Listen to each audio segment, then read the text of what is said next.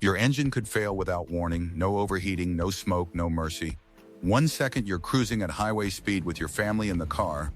The next, the power drops, the throttle stops responding, and you're fighting to get across 3 lanes while traffic closes in behind you. I've seen that look in customers' eyes when they walk into my shop. Confused. Angry. Scared.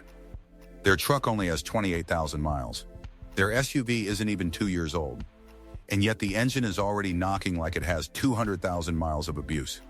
Some of these failures end with nothing more than a tow truck. Others end with smoke pouring from under the hood. And the owners all say the same thing: I did everything right. If you drive a GM, Toyota, Honda, or Hyundai, this isn't drama. This is a mechanical trend that's unfolding in real time. And today I'm breaking down the real cause behind these engine failures, not the simplified recall language, not the watered-down explanations, but the mechanical truth I've seen firsthand tearing these engines apart.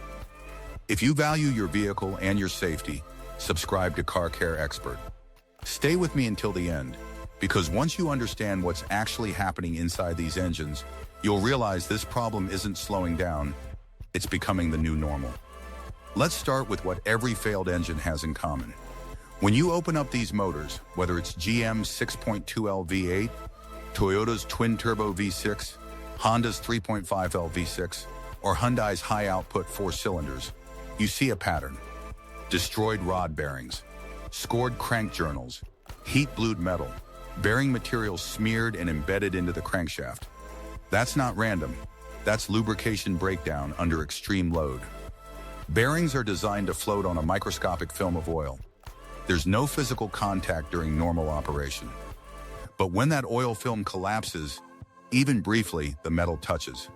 At thousands of RPM, that contact doesn't forgive. It scars. Now ask yourself why that oil film is collapsing. The first factor is power density. Modern engines are producing horsepower numbers that used to require much larger displacement. Smaller blocks, higher boost, higher compression ratios, direct injection firing fuel at extreme pressures. That translates into enormous cylinder pressure pushing down on the pistons. That force transfers directly into connecting rods and crankshaft bearings. 20 years ago, a naturally aspirated V8 might produce 60 horsepower per liter. Today, turbocharged engines are producing well over 100 horsepower per liter. That is double the stress per unit of displacement. And yet we expect them to last just as long. Physics doesn't bend for marketing. The second factor is ultra-thin oil. To meet fuel economy targets, manufacturers move from 5W30 to 0W20, then 0W16, and in some applications even thinner. Yes, thinner oil reduces internal drag and improves MPG slightly. But thinner oil also means thinner hydrodynamic film thickness between the crankshaft and bearing. That protective layer is measured in microns. Under heavy load or high heat, if pressure dips slightly, that film weakens. Once it weakens enough, metal begins to make contact. It may not seize instantly. Instead, it begins a slow destructive cycle, scoring, shedding microscopic particles, reducing clearances, lowering oil pressure further. The failure feeds itself. Then comes contamination, the invisible trigger most drivers never hear about. During engine manufacturing, blocks are machined and honed. Honing creates extremely fine metallic debris. In mass production environments building thousands of engines per day, cleaning is automated. Most debris is removed. But most isn't perfection. If even one abrasive particle remains in an oil passage and becomes embedded in a bearing surface, it acts like a cutting compound. At 3,000 RPM, it grinds into the crankshaft. Over time, that creates scoring. Scoring increases heat. Heat weakens the oil film, and the destruction accelerates. Now add turbocharging to this equation.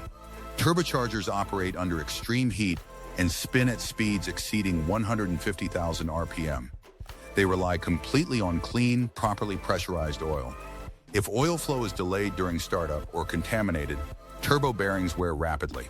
When a turbo begins to fail, metal debris can enter the oil system.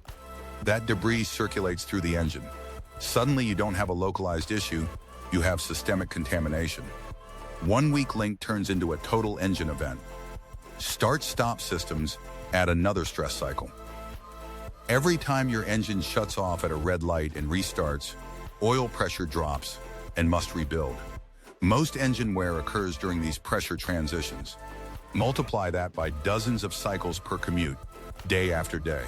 Older engines rarely experience that constant interruption of lubrication. Modern engines are designed to handle it, but with thin oil and high cylinder pressure, the tolerance for error is razor thin. It doesn't take dramatic failure. It takes repeated micro-wear. Variable displacement oil pumps also play a role. Instead of constant oil pressure, modern engines use electronically controlled pumps that adjust output for efficiency. Under rapid acceleration from idle or sudden load changes, pressure may not immediately peak. That brief lag might only last fractions of a second, but at high RPM and high load, fractions of a second matter. Bearings depend on consistent film thickness. Any interruption becomes cumulative damage over time. Cylinder deactivation compounds thermal imbalance. When half the cylinders shut down to save fuel, temperatures across the engine block become uneven. When those cylinders reactivate under load, shock forces hit components that were cooling moments before. Over tens of thousands of cycles, that uneven expansion and contraction stresses bearings and journals. Alone, it's manageable. Combined with every other factor, it becomes part of the chain. And this chain doesn't exist by accident. Corporate fuel economy regulations apply immense pressure to manufacturers. Missing fleet targets results in massive financial penalties. Engineers are tasked with delivering more power from less displacement while improving efficiency. That means higher boost, thinner oil, tighter tolerances, and more complex oil control systems. Individually, each innovation works. Collectively, they shrink the safety margin. Manufacturers calculate acceptable failure rates.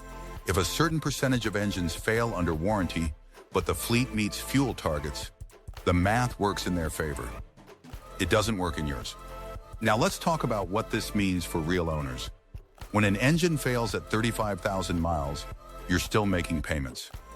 Even if it's under warranty, replacement engines can be back-ordered for weeks or months. Resale value drops. A vehicle with a replaced engine carries a stigma in the used market. And if failure happens outside warranty, you're staring at repair bills that can exceed $15,000. I've seen families forced to sell vehicles at a loss because the cost didn't make sense. So how do you protect yourself?